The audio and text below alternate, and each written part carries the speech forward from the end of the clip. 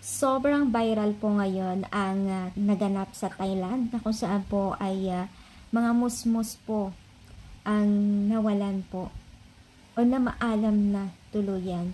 Dahil po sa isang field trip sa school nila ay may hindi inaasahan na kaganapan at tuluyan na po silang na maalam.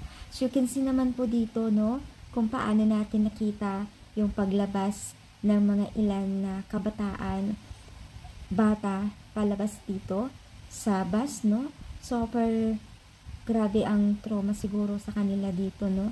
Nakakalungkot nga lang, no, dahil syempre hindi natin alam yung pwedeng maganap sa susunod or hindi natin hawak yung pwedeng maganap sa atin, no.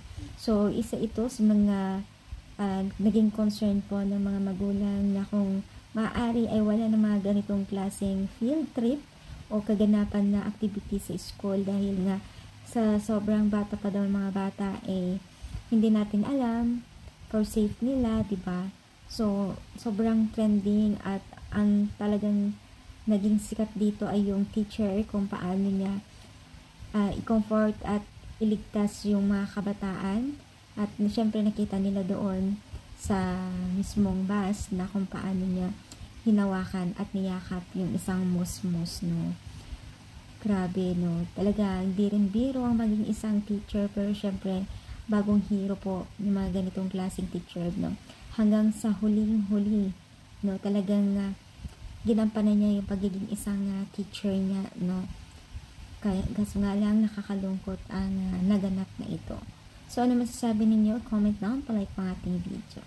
At syempre guys, pa-share na rin po ang ating video para naman po makita at ma-aware po ng mga ibang mga magulang o teachers, no. So dahil dito ay talagang parang higpit na doon sa kanila, no.